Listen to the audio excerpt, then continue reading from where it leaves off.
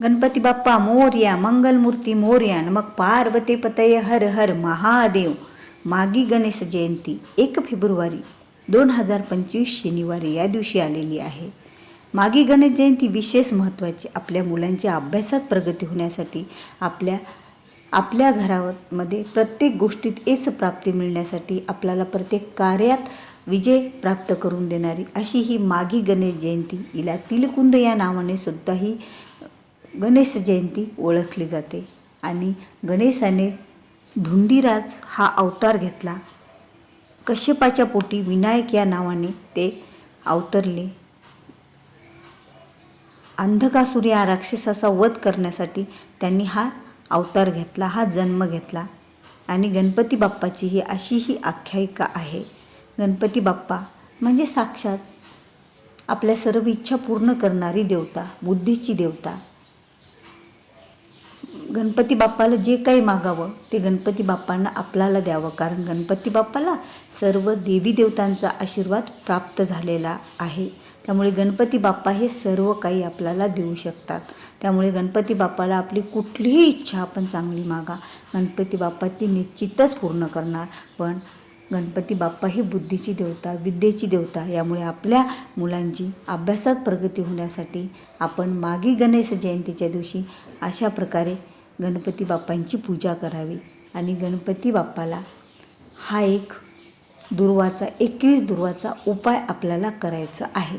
हा जो 21 दुर्वाचा उपाय आहे तो म्हणजे आपल्या घरात सर्वांचीच प्रगती, आपल्या घराची सुद्धा प्रगती करून देणारा असतो. कारण गणपती बाप्पाला जे काही अर्पण करू ते गणपती बाप्पा स्वीकारत असतात. पण गणपती बाप्पाला आपण जर दुर्वा अर्पण केल्या तर त्या गणपती बाप्पाला अतिशय अशा प्रिय असणाऱ्या ह्या दुर्वा.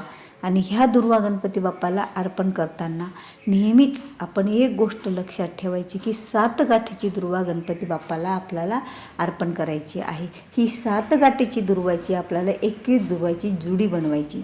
ती जुडी आपल्या हातात घ्यायची, गणपती बाप्पाचं स्मरण करायचं आणि गणपती बाप्पाचं स्मरण करत ओम गण गणपते नमा असं 21 वेळा हा मंत्र म्हणायचा.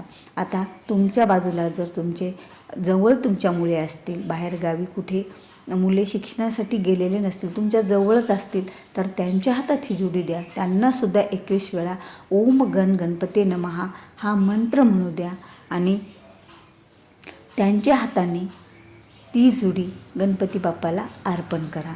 आणि त्यानंतर गणपती बाप्पाला हात जोडून ओम एकदंताय विद्महे वक्रतुंडाय धीमहि तन्नो दंती प्रचोदयात हा मंत्रसुद्धा आपल्याला 21 वेळा गणपती बाप्पाच्या समोर बसून म्हणायचा.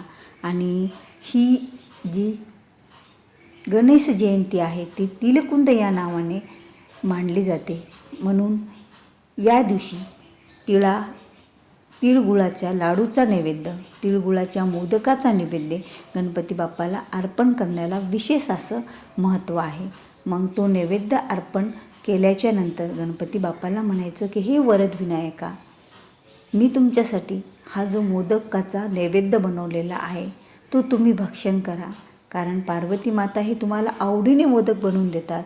पण माझ्याकडून कळत न कळत काही चूक झाली असेल, हे मोदक बनवताना माझ्या मनात काही विचार येत असेल तर त्यासाठी खरंच मला माफ करा. आणि माझे हे मोदक आहेत ते तुम्ही स्वीकारा, हे मोदक तुम्ही भक्षण करा अशी गणपती बाप्पाला विनंती करा. बघा, संत नामदेवाची खीरसुद्धा विठोबाने खाली होती हे आपल्याला माहीत आहे.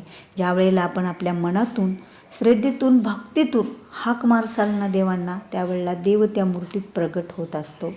आणि त्यावेळेला गणपती बाप्पा आपले सूक्ष्मद्वारे मोदक भक्षण करतील. आणि हा जो प्रसाद आहे तर हा प्रसाद चुकूनही तुम्हाला बाहेरच्या आपल्या कुळातल्या व्यक्तीशिवाय बाहेरच्यांना द्यायच्या नाहीत.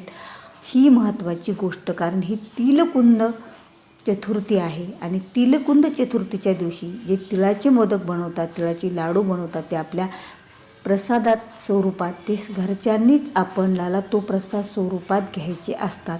मग आपण सर्वांनी हे लाडू, जे मोदक तुम्ही जे काही बनवणार आहेत प्रसादासाठी लाडू किंवा मोदक, ते आपण सर्वांनी घ्यायचे आहेत.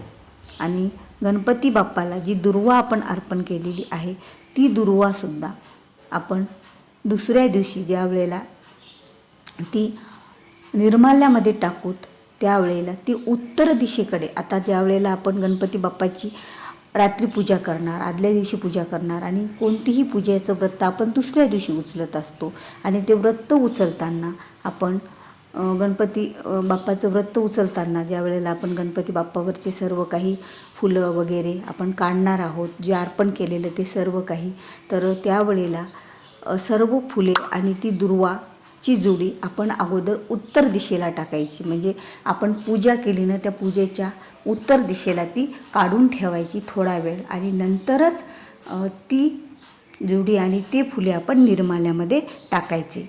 कारण हा एक उपाय, कारण जी वस्तू आपण गणपती बाप्पाला अर्पण केलेली आहे त्याच्यात आपल्या भावना आणि आपली उत्तर प्रगती होण्यासाठी अशा प्रकारे ती उत्तर दिशेला ठेवायची आणि नंतर ती थोड्या वेळाने निर्माल्यात टाकायची. आणि या दिवशी आवर्जून गणपती बाप्पाला जास्वंदाच्या फुलेसुद्धा अर्पण करायची आहेत. 1 मिळो किंवा 5 मिळो किंवा 21 जर तुम्हाला फुले मिळत असतील तर अत्यंत आणि खूप अशी महत्त्वाची गोष्ट आहे. कारण गणपती बाप्पाला जास्वंद खूप आवडतो आणि त्यांचे जयंतीच्या दिवशी जर आपण त्यांना जास्वंद अर्पण केला तर हे गणपती बाप्पाला जास्वंदाचं फूल नक्कीच आवडेल.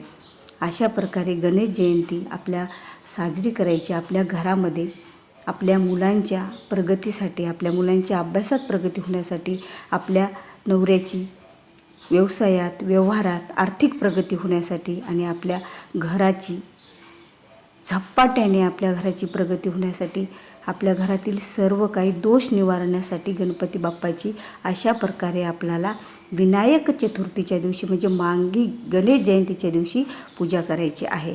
तर स्वामी भक्तांनो, तुम्हाला जर व्हिडिओमधील काही आवडला असेल तर व्हिडिओला लाईक करा, जास्तीत जास्त लोकांपर्यंत शेअर करा आणि चॅनलवर जर नवीन असाल तर चॅनलला नक्कीच एक सबस्क्राईब करायला विसरू नका.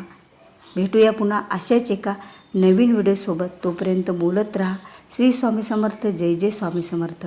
गणपती बाप्पा मोरया. मंगलमूर्ती मोरया. नमः पार्वते पतये. हर हर महादेव. येळकोट येळकोट. जय मल्हार. खंडेराव महाराज की जय.